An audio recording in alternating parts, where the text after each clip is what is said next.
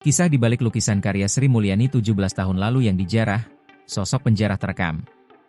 Menteri Keuangan, Sri Mulyani kembali menumpahkan unek-uneknya terkait aksi penjarahan di rumahnya pada Minggu, 31 Agustus 2025, lalu. Rumah Sri Mulyani yang berada di Jalan Mandar, Bintaro Sektor 3A, Tangerang Selatan diketahui ikut menjadi korban penjarahan massa. Sejumlah orang tampak mengambil barang-barang di rumah bendahara negara itu. Termasuk sebuah lukisan bunga menggunakan cat minyak yang dilukis di atas kanvas yang cukup besar. Sosok orang yang mengambil lukisan itu pun sempat rekam kamera sedang memanggul barang itu bahkan diwawancara. Ia mengenakan jaket merah dan helm hitam. Rupanya, bagi Sri Mulyani, lukisan itu adalah salah satu barang yang memiliki banyak kenangan bahkan sangat pribadi.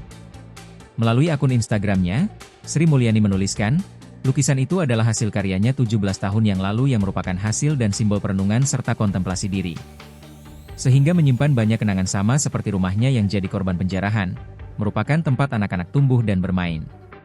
Namun kini, lukisan bunga tersebut sudah hilang, yang dianalogikan seperti hilangnya rasa aman, kepastian hukum, dan perikemanusiaan yang adil dan beradab di bumi Indonesia.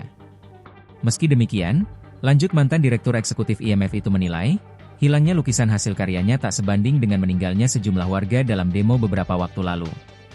Sri Mulyani menyebut meninggalnya Afan Kurniawan, Muhammad Akbar Basri, Sarinawati, hingga Syaiful Akbar saat demo adalah tragedi kelam Indonesia. Lukisan bunga itu. Laki-laki berjaket merah memakai helm hitam tampak memanggul lukisan cat minyak bunga di atas kanvas ukuran cukup besar. Dia membawa jarahannya dengan tenang, percaya diri keluar dari rumah pribadi saya yang menjadi target operasi jarahan hari Minggu akhir Agustus 2025 dini hari.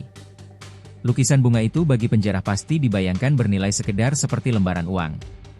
Lukisan bunga yang saya lukis 17 tahun lalu adalah hasil dan simbol perenungan serta kontemplasi diri, sangat pribadi. Seperti rumah tempat anak-anak saya tumbuh dan bermain, sangat pribadi dan menyimpan kenangan tak ternilai harganya. Lukisan bunga itu telah raib lenyap seperti lenyapnya rasa aman, rasa kepastian hukum dan rasa perikemanusiaan yang adil dan beradab di bumi Indonesia. Bagi penjarah, rumah dan barang-barang tersebut hanyalah sekedar target operasi. Para penjara seperti berpesta, bahkan diwawancara reporter media, dapat barang apa mas? Dijawab ringan, dengan nada sedikit bangga tanpa rasa bersalah, lukisan.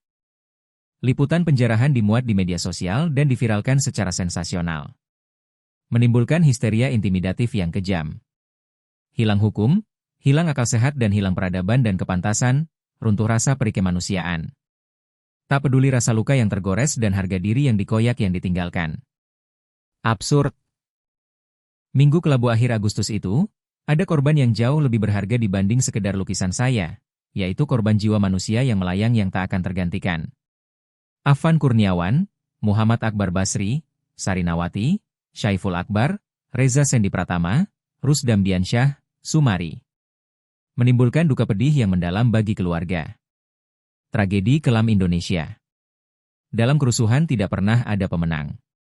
Yang ada adalah hilangnya akal sehat, rusaknya harapan, runtuhnya fondasi berbangsa dan bernegara kita, negara hukum yang berperikemanusiaan yang adil dan beradab.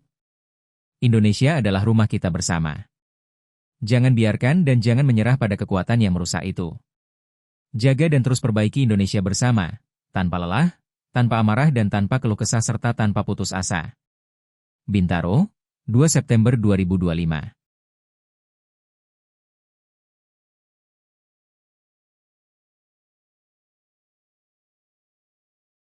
Download Tribun X sekarang, menghadirkan lokal menjadi Indonesia.